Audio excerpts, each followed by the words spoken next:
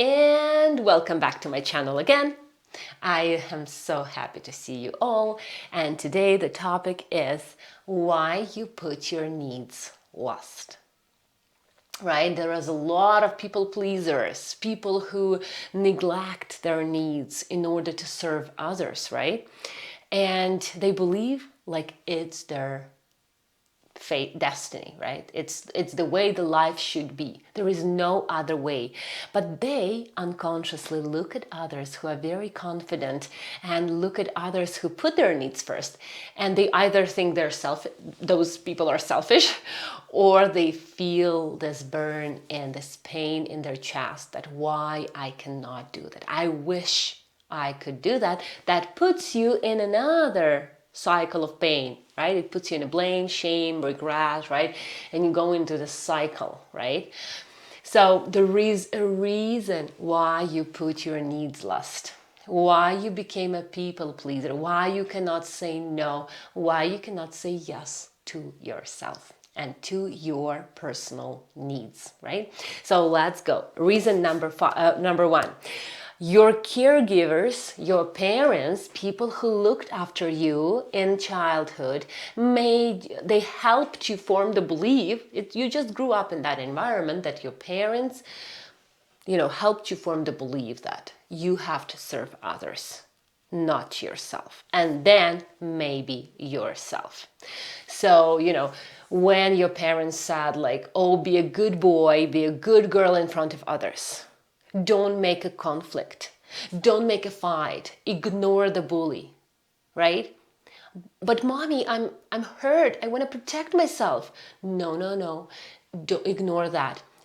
Parents sometimes do a good job when they go and talk to teachers, right? The bullying in school becomes that first big confirmation of the belief that I need to put my needs first. I cannot protect myself, so what's the point, right?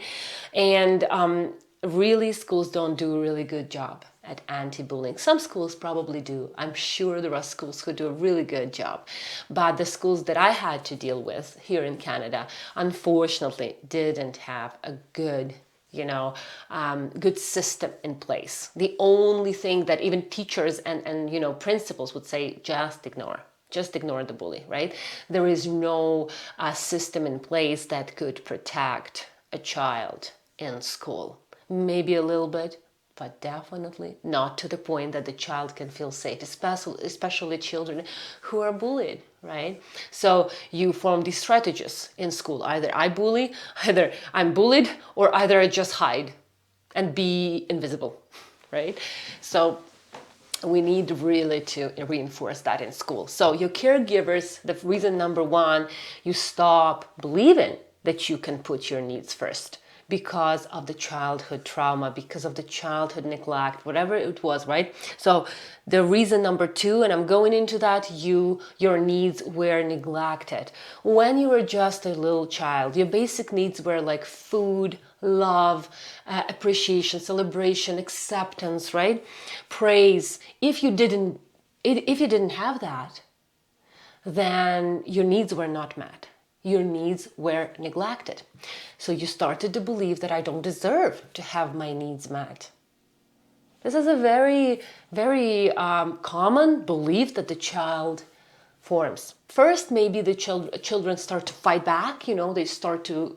They fight really, really hard to make their needs met. But as they grow up and the situation doesn't change, they start to believe, okay, I'm not loved, so I don't deserve that. I don't deserve to have my needs met.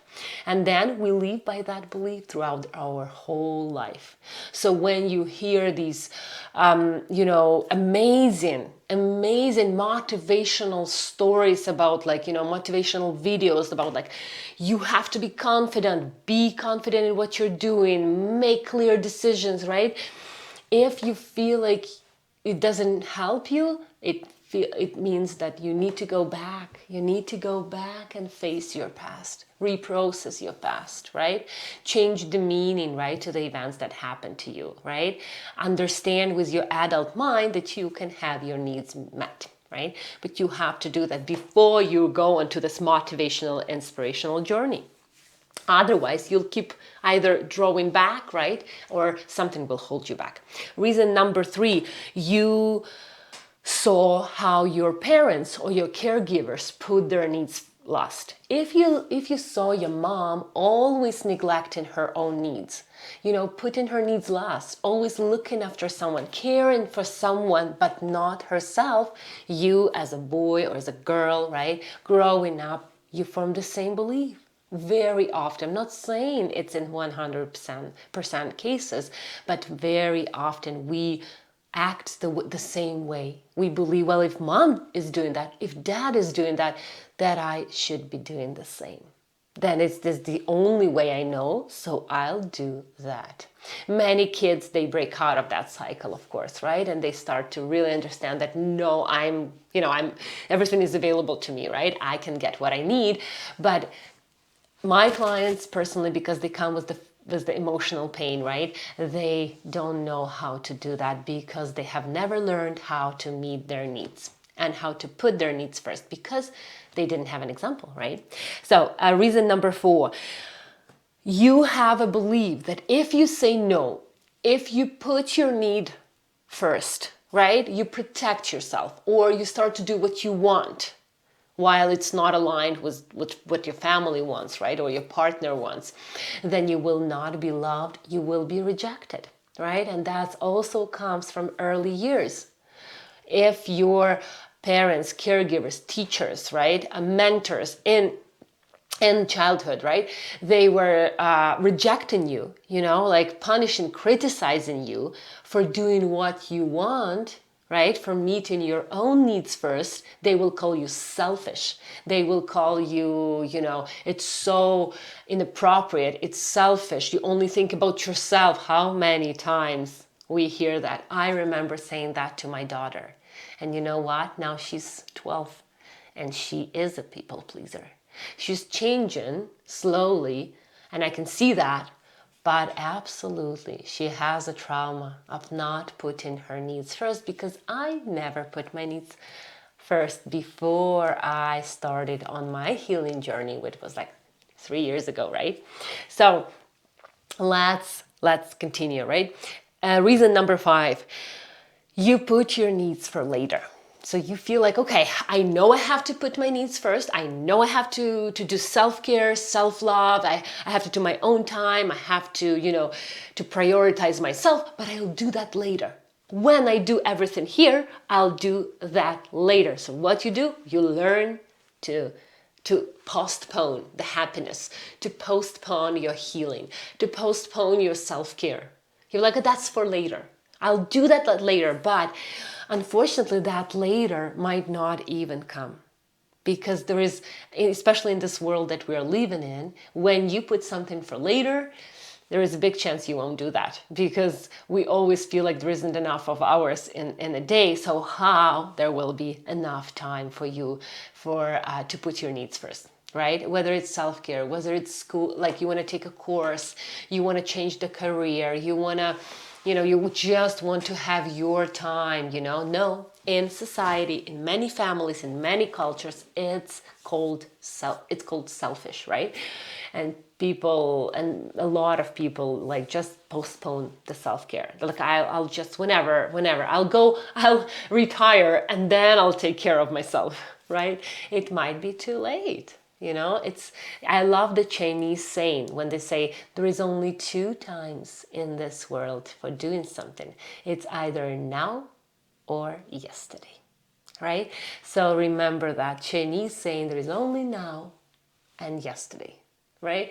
And in this specific case of self-care, of prioritizing yourself, of putting your needs first, right? This is very important. In order to do that, as well, you have to find out where did you start to put your needs last. So I want you to really think about the moment in your childhood when you wanted to do something for yourself Whether it's, dancing in the shower, right? Or it's just going for a walk, but you had to study, right? And your parents didn't let you go for a walk. Something that you wanted to do for yourself. You wanted to take on a hobby, but your parents said, no, it's not good, right? So remember that. Remember that time when you started to believe that, oh, my needs don't matter. I have to do whatever my parents or caregivers say in order to survive. That's your first belief, and when your first belief comes in, everything else happens according to that belief until you change the belief, which you can. So thank you for being with me. Please subscribe. If you want the hypnotherapy session that can uncover the root and the cause of your issue, I am doing that in person and online, and I'll be happy to see you because it's time for you to awaken. Be healthy emotionally and physically, and I wish you all the best. See you till the next video.